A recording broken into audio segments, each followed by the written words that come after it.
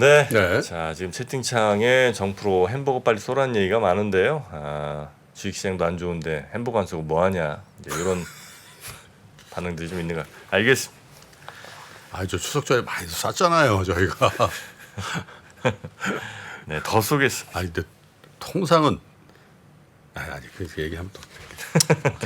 네, 자 권순우 팀장 모시겠습니다. 어서 네. 오십시오. 안녕하세요. 삼프로TV 권선우 취재팀장입니다. 네. 어서 오세요. 장 오르면 구독자분들이 쏘시는 겁니까? 이분들은 그런 게 없더라고요. 네, 뭐 원칙이 없어. 일관성도 없고 그냥 다 쏘라는 건 무슨 경우든. 네, 이런 경우가 없다고 하죠 보통. 네. 소시오 패스? 자 오늘 이렇게 웃을 때는 아닙니다. 지금 어제 괜찮습니다. 네. 한국 미국장 분위기는 좀 괜찮아서 미국장이 괜찮으니까. 우리는 일일 비해야 되지 않습니까? 네. 어제 비했으니까 오늘은 힐을 해야죠. 그 그래야 뉴욕 증시 분위기 좋습니다. 네, 어떻게 다우존스 됐어요? 네. 일단 나스닥이 많이 올랐어요. 1.35%가 올랐고 네. S&P 500이 0.81%가 올랐고 다우존스가 0.39% 올랐습니다. 빠지고 있었어요. 근데 제가 하도 걱정돼서 이러는데 나스닥만 오르고 다우는 빠지고 있더라고. 근데 결국은 저때 이제- 왔구만 저기 새벽 2시. 네. 잠도 못 잠을 안 주무시고. 주무세요? 그러나 결국 끌어올렸습니다. 네. 예, 뭐 지금은 매크로 지표들이 시장에 영향을 좀 많이 미치고 있어요. 네. 근데 어제 발표된 그 민간 고용 ADP 전미 고용 보고서가 나왔는데 이게 매크로하게 크게 문제가 안 될 때는 이게 공식 지표는 아니기 때문에 그렇게까지 관심을 받지 못하거든요. 근데 워낙 요즘에 이제 금리나 매크로 지표에 관심들이 많기 때문에 9월 민간 부문의 고용이 전월보다 8만 9천 명 증가했다. 2021년 이후에 가장 적은 수준의 증가폭이다. 전문가들의 예상치는 16만 명이었다. 그러니까 전문가들 예상치가 고용이 한 16만 명 정도 될 거라고 예상을 했는데 한 8만 9천 명 증가했으니까 생각보다 고용 시장이 많이 안 좋은 겁니다. 네. 그리고 전달에는 18만 명이었어요. 근데 네. 전달에 비해서 그 절반으로 고용이 줄어들었다는 거죠. 그러면서 민간 고용이 크게 둔화됐다는 소식이 전해지면서 국채 금리가 많이 떨어졌습니다. 네. 10년물 같은 경우에 6bp 떨어진 4.74%가 됐고요. 2년물 같은 경우는 6bp가 떨어졌습니다. 30년물은 7bp 떨어졌고요. 근데 이게 뭐 금리가 떨어지다 보니까 주가에는 굉장히 긍정적인 영향을 미쳤고 그리고 꼭 그 주가 아니더라도 TLT 같은 ETF 사신 분들도 꽤 많으실 거예요. TLT는 뭐예요? 그 국채 장기 국채? 국채 ETF죠. 장기 국채 ETF. 네. 채권을 직접 안 들어갔구나. 안 들어갔으면 천만 다행이다. TLT. 그래요? 채권 어제 들어가고 막 했는데.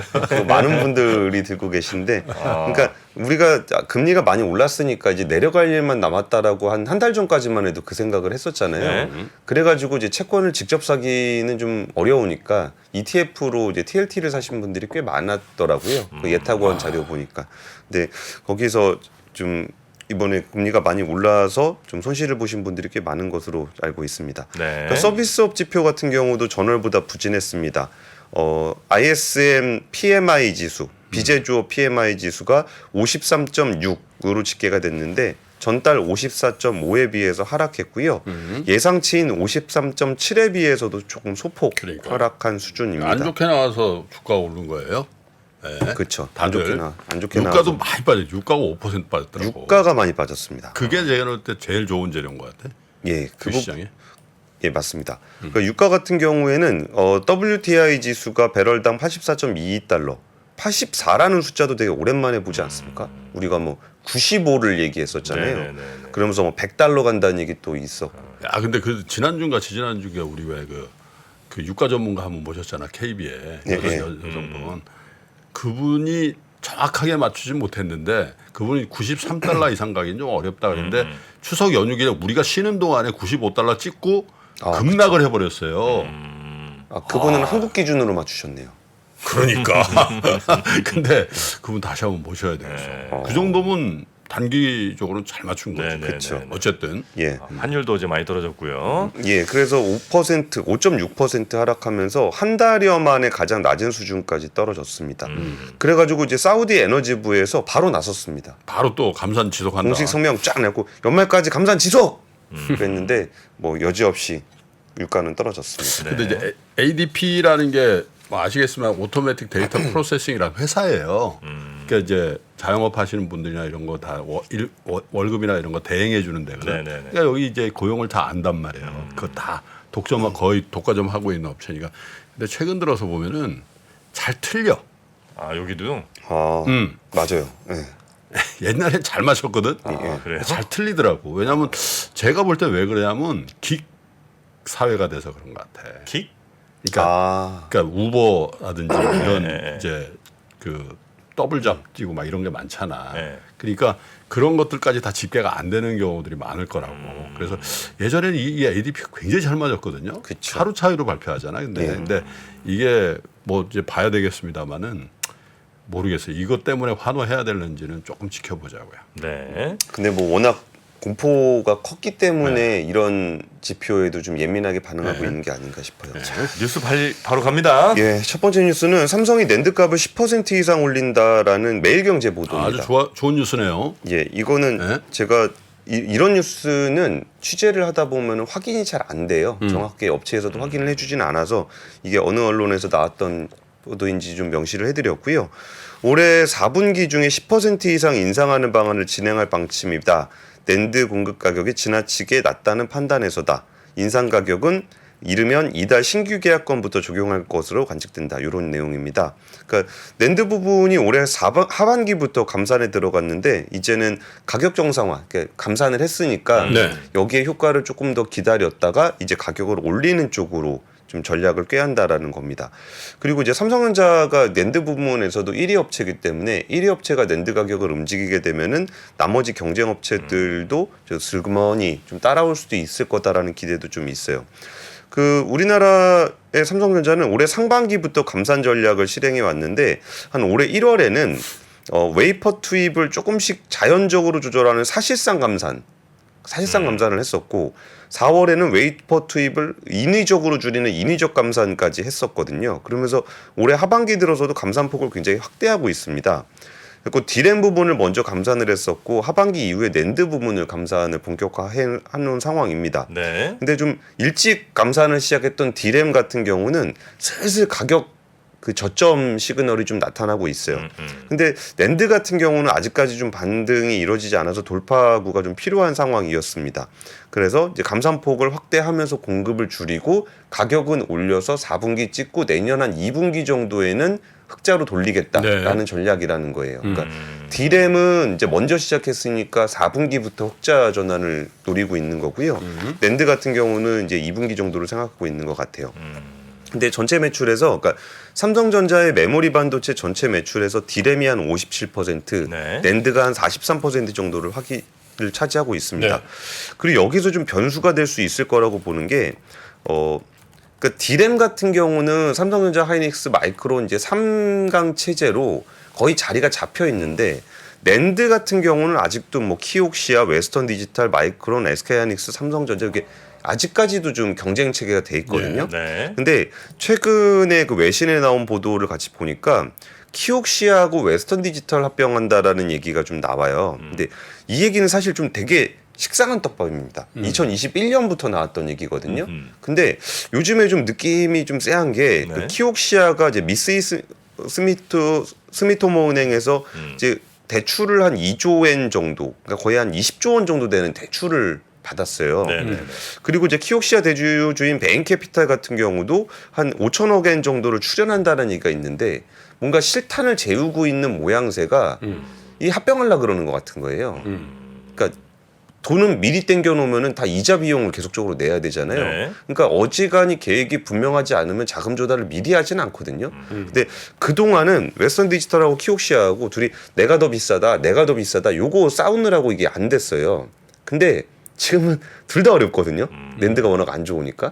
그래가지고 이제 둘이 합쳐야 된다라는 얘기들이 좀 있는 가운데 돈을 좀 자금 조달을 해놓은 거 보니까 야 여기서 좀 이제 합병 가능성이 꽤 높아졌다라고 보는 거예요. 근데 그럼 이게 합병을 할 거냐 안 할 거냐에 대한 말씀을 드리려고 그러는 게 아니라 합병을 할 가능성이 높아졌다라는 것들이 시장에서 인식이 생기면은 낸드 가격이 올라갈 가능성이 있어요. 왜냐면 뭐 플레이어가 줄어들고 그러면 과점 체제가 더 강화될 거라고 보는 거니까. 그렇죠. 그러니까 이거는 그 팩트가 중요한 게 아니라 이런 분위기가 시장에 있다라는 게 오히려 더 중요할 수가 있습니다. 네네. 그래서 이제 낸드 가격에 대한 얘기들이 좀 나오고 있는데다가 이런 뉴스 가운데서 삼성전자가 낸드 가격을 10% 이상 올려서 통보하겠다라는 얘기가 지금 나오고 있는 거예요. 그리고서 뉴스네요. 예, 뭐 그런데도 뭐 예전에 송명석 의원님 만나서 이런 얘기 하다가 좀 그 기자들은 너무 팩트에 치중하는 경향이 있다. 그 사실에 치중하는 경향이 있다. 근데 주가는 꼭 그렇게 움직이진 않는다. 아 근데 예. 사실 어제 SK 하이닉스가 거의 상한가 친 거나 마찬가지예요. 장이 이렇게 하이닉스요? 폭락하는데 예. 플러스 700원 났거든. 아, 어제 가장 돋보이는 종목 두 종목을 꼽으라면 하이닉스하고 기아차예요. 하이닉스가 0.61% 올랐고 기아차도 플러스 0.61 올랐죠. 예. 그러니까 요 두 친구들이 대형주 중에서 똑같이 올랐어. 0.61, 0.61. 근데 뭐 상한가라는 거지 약간 오버한 표현이지만은 워낙 안 어제 좋았으니까. 기아차하고 하이닉스 들고 있던 주주들은 상한가 느낌이었을 거야. 옆에 김 차장 어떠냐? 마이너스. 2차 전지 소재주 갖고 있어. 마이너스 8%. 마이너스 80 나오는데 여기는 플러스 0.61. 기분 이럴 때 좋죠. 기분이 더 좋은 거야 사실은. 네? 그래서 하이닉스는 못됐네요. 사실은 저기 그렇지 원래 주식도 근데 하이닉스 그는 저거잖아 퓨어 플레이 아니야 반도체. 네. 그러니까 그쵸. 삼성전자도 사실은 선방한 거거든 전체 장에 비하면. 그래서 현대차, 삼성전자, 기아차, 하이닉스 중에 퓨어 플레이들 그죠? 여기가 좀 강했다라는 건 의미심장한 얘기를. 네네네. 그러니까 어제 하이닉스 같은 경우는 HBM 관련한 얘기가 좀 있었어요. 근데 HBM 쪽은 하이닉스가 조금 더 삼성전자보다 경쟁력이 있다고 평가가 좀 되고 있습니다. 네. 그러면서 HBM 생산량을 좀 늘리겠다라는 건데 그 HBM 생산량 늘리는 얘기 나오면서 한미반도체가 어제 더 많이 올랐어요. 그렇더라고요. 이게 나중에 뭐 기회가 되면 좀 설명드렸으면 좋겠는데 HBM에 필요한 장비들이 몇 가지가 있습니다. 근데 그 중에 하나가 이제 한미반도체가 만들고 있는 장비인데 네. 그 소식이 전해지면서 한미반도체는 네. 좀 더 강한 모습을 좀 보였고요. 그리고서 뭐 디램 익스체인지나 뭐 트렌드포스나 요새 리포트 많이 내고 있거든요. 근데 분위기가 좀 그 낸드 가격은 지난달 25일 기준으로 월초 대비 0.8% 올랐다라는 거고 디램 같은 경우도 이제 고정 가격 기준으로 이제 플랫해진 상황이 돼 있어요. 그러니까 좀 이거 뭐 스팟 가격 그때 거래되는 거 말고 업체 대 업체로 이제 크게 거래하는 것의 가격이 이제 플랫해졌다라는 거는 결국 그 4분기 이후에는 조금 더 올라갈 수 있을 거다라는 시그널이 나오고는 있습니다. 네. 근데 아까 제가 송명석 위원님 말씀을 드렸던 거는 그 팩트도 팩트지만 그럼 시장의 심리가 반도체에 대해서 다시 신뢰를 보낼 것인가도 좀 눈여겨보실 필요는 네. 있는 것 같아요. 네. 그래서 지금 삼성전자 소식을 첫 번째 뉴스로 전해드렸습니다. 그래. 네. 두 번째 가죠. 두 번째 뉴스는 카타르 LNG선 2차 발주가 이제 슬슬 이루어지고 있습니다. 그 2차 발주라고 표현을 했던 이유는 1차 발주가 있었거든요. 그러니까 카타르 에너지가 2027년까지 연간 LNG 생산량을 지금 한 7,700만 톤 정도를 생산하거든요. 그거를 1억 2,600만 톤으로 확대를 하는 계획입니다. 그러면 LNG를 이제 그렇게 많이 생산을 하게 되면은 LNG는 생산하고 나서 파는 게 아니라 생산한다는 프로젝트를 띄우면 거기에 LNG 집어넣는 터미널, LNG를 살 나라, LNG를 운반할 배, 그리고 운반할 배가 가서 LNG를 내리는 터미널까지 이게 일괄로 함께 진행이 돼요. 그렇군요. 예, 그래가지고 1차로 65척을 발주를 했었는데 그때 우리나라가 54척을 땄고 나머지는 그 중국이 땄었습니다. 근데 그 당시에 1차에는 그 하나오션이 제일 많이 배정을 받아서 19척이 배정이 됐었고 네. 삼성중공업과 그 한국조선이 18척, 17척을 했었습니다. 그리고 나머지는 이제 중국의 후동중화조선이 맡았었어요. 그러면 중국이 뭐 엄청나게 잘하나? 라고 생각하실 수도 있는데 제가 보기에는 그 페트로차이나 그 중국의 국영석유 기업이잖아요. 여기가 카타르에서 연간 400만 톤씩 27년간 석유를 구매하는 계약을 맺은 게 있었고 그리고 이제 시노펙 같은 경우도 200만 톤씩 10년간 LNG 구매 계약을 체결을 한 다음에 지난해 11월에도 27년간 연간 400만 톤 또 구매하기로 했습니다. 그러니까 요럴 때는 내가 사갈 거니까 내 물량 운반해 주는 배는 내가 만들고 싶은 데서 만들게. 이런 식으로 계약이 들어오는 경우가 있어요. 그래서 그 계약 물량이 좀 중국으로 좀 간 것 워낙 같고. 장기 계약이니까.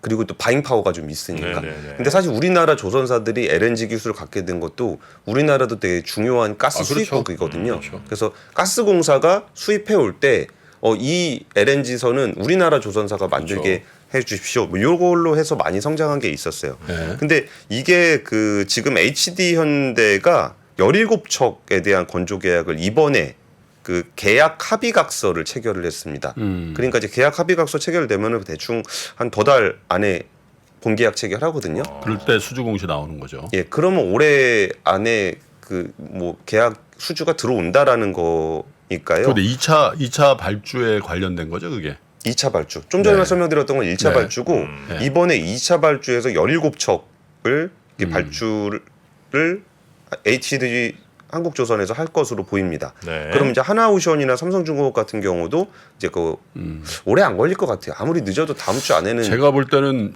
뭐 최고로 길어봐야 10월 내로 좋은 뉴스 터질 겁니다. 네. 아 그래 이런 예언 잘 안 하시는데. 10월 내로. 카타르발 좋은 뉴스. 그 조선 관련이죠.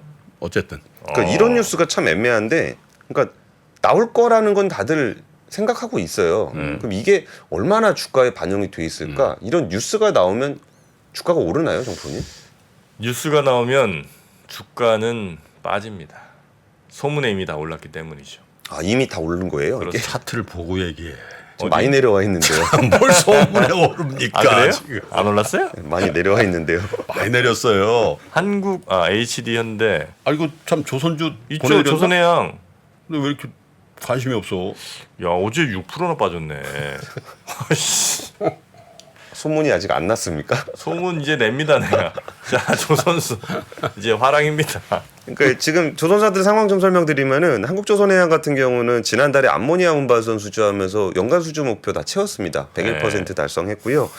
삼성중공업 같은 경우에 95억 달러 목표하고 있는데 63억 달러 수주해서 한 66% 정도 달성했습니다. 그런데 되게 의외로 하나오션은 지금 연간 수주 목표 달성률이 21%밖에 안 돼요. 지금 10월 달인데.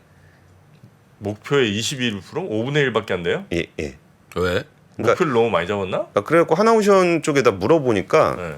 약간 좀 전략적으로 달리가는 측면이 좀 있다고 얘기는 하더라고요. 가격 컨트롤하는구나. 그러니까 뭐 이미 뭐 물량이 없어갖고 일감이 없어서 노는 일이 발생하진 않는 상황이고, 그리고 이제 그 방산 쪽 투자 좀 강화하면서, 그러니까 빅3라고 해서 3사가 똑같은 데서 경쟁하는 체제에서 좀 체질 개선을 좀 하고 싶어 하는 것 같아요. 그리고 뭐 증자도 하고 뭐 그런다는 것 같은데, 그래가지고 이제 무리하게 수주 경쟁하기보다는 그 나머지 뭐 에어로스페이스라든지 뭐 디펜스라든지 이런 데 이렇게 방산 쪽을 좀 그렇죠. 사실 강화하려는 그 것 같아요. 대우조선해양 시절에 문제가 됐던 게 대우조선해양이 굉장히 저가로 많이 들어왔거든. 아유, 네? 욕 많이 산업은행 먹었죠. 체제에서 이게 사실 전략을 세우기가 뭐하잖아. 관리 체제니까. 예, 예. 그래서 사실 3사의 경쟁이 굉장히 치열했고 저가 수주가 물론 대우조선해양 때문만이라고 할 수는 없지. 근데 그게 조선업계에서 일반적으로 보는 시각이었는데 하나오션이 그 태도를 바꿔주는 거는 나쁜 건 아닌 것 같은데.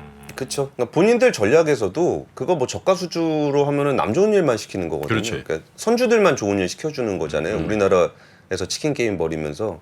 그래서 그 뭐 전략적으로 달리가고 포트폴리오를 바꾸는 거는 좀 나쁘지 않은 전략인 것 그러니까요. 같습니다. 네. 네, 세 번째 그러니까 뉴스가 치킨 게임 벌리면 남 좋은 일 시킨다. 거기서 치킨 게임 그 자체에 있는 사람들은 굉장히 피곤하거든요. 지금 글렌코어가 그 뉴칼레도니아에 있는 니켈 광산 채굴을 2024년 2월부로 중단을 하겠다는 계획을 발표를 했어요. 글렌코어라는 게 1등 업체잖아요. 그렇죠. 전 세계 1위 원자재 네. 업체인데, 안 판다고요 더 이상? 그러니까 채굴을 안 한다고요. 파내질 않겠다? 예, 예. 왜? 지금 차트 한번 같이 보시면은 네. 지금 이게 리튬 가격하고 니켈 가격입니다. 왔다. 많이 떨어졌죠. 니켈 가격이 뭐 거의 600 근처까지 갔다 지금 153 RMB로 떨어진 거고, 니켈 가격도 3만 달러가 넘어가던 게 4분의 1 토막 난 거고. 예, 이거 18,000달러로 떨어진 거의 거잖아요. 뭐 이건 반 토막 가까이 났고. 그러니까 요게 어떤 의미냐면 이게 그 배터리 주요 소재입니다. 그렇죠. 그렇죠. 그러니까 여기서 가격이 떨어지게 되면은 우리나라 배터리 소재사라든지 배터리 셀 회사들의 그 매출에 영향을 줘요. 네. 그러니까 이익은 괜찮습니다. 왜냐하면 원자재 가격에 연동이 돼 있기 때문에 여기서 뭐 원자재 가격이 떨어지든 오르든 거기에 적정 마진을 붙여서 사가는 걸로 계약이 돼 있어서 매출이 좀 떨어지는 경향을 좀 보여요. 근데 이렇게 원자재 가격이 떨어지게 된 게 이제 중국의 치킨 게임이에요. 거기가 얼마 전에 EU에서 전기차 보조금 관련해서 조사한다는 얘기 많이 보셨잖아요. 네. 그게 뭐냐면은 이게 중국은 항상 그런 식인데 시장 경제가 작동하지 않다 보니까 정부에서 뭐 좀 밀어주겠다 그러면 다 달라붙어가지고 그거 하는 거예요. 그러면 거기다 막 돈 엄청나게 쏟아붓고 뭐 그러면 가격 폭락하고 네네네. 그게 지금 니켈 쪽에서는 어디서 이루어지고 있냐면 인도네시아에서 그 일이 이루어지고 있어요. 그러니까 중국에 있는 업체들이 다 돌사들고 들어가서 인도네시아에다가 어마어마하게 그 니켈 투자를 하고 있거든요. 근데 뉴칼레도니아 같은 경우는 태평양 쪽에 굉장히 주요한 니켈 생산국이었어요. 그렇죠. 그리고 여기가 또 왜 의미가 있냐면 뉴칼레도니아는 프랑스령입니다. 프랑스령이죠. 그래가지고 특별히 뭐 다른 국가들과 그 정치적 노선에서의 조금 자유로운 게 있어요.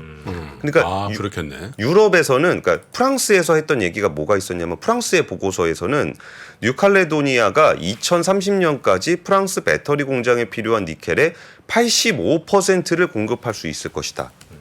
그러니까 유럽이 믿는 구석이 있었던 곳이 그 뉴칼레도니아예요. 네. 그리고 뉴칼레도니아에는 그 포스코의 니켈 공장도 있습니다. 그러니까 그동안은 니켈을 스테인리스 강을 만드는 데 많이 썼기 때문에 우리 포스코는 뭐 안 하는 게 없네. 되게 옛날부터 있습니다. 그러니까. 예.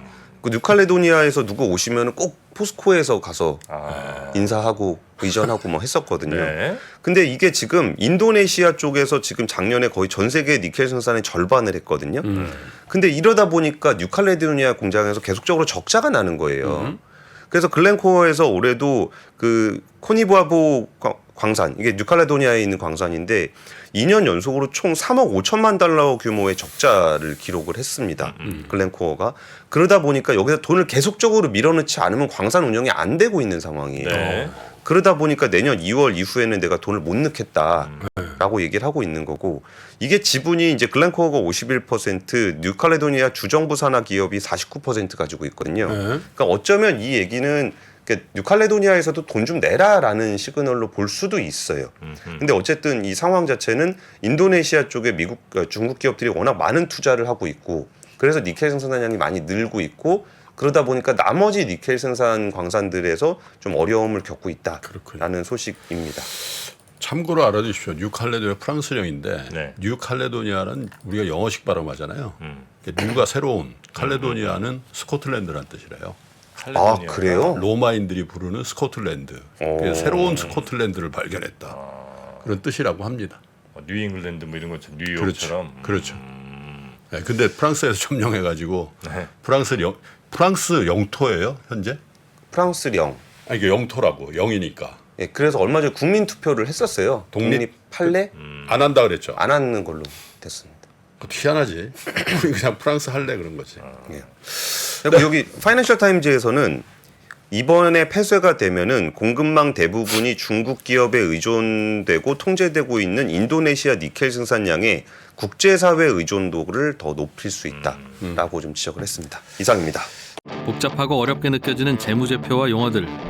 친절한 투자 멘토 사경인 마스터가 매주 새로운 콘텐츠로 알기 쉽게 설명해드립니다. 재무제표 분석과 포트폴리오 구성, 뭐 양대 재무제표라고 그러면 대차대조표랑 손익계산서가 있거든요. 매수 매도 방법, 이때 사는 게 좋겠네. 이렇게 사면 좋겠다. 근데 이렇게 살려면 뭘 해야 되냐면요. 나머지 3분의 1은 놔둬봅니다. 어디까지 가는지. 실전 투자 팁까지 알려드립니다. 오직 3프로 멤버십에서만 만나실 수 있습니다.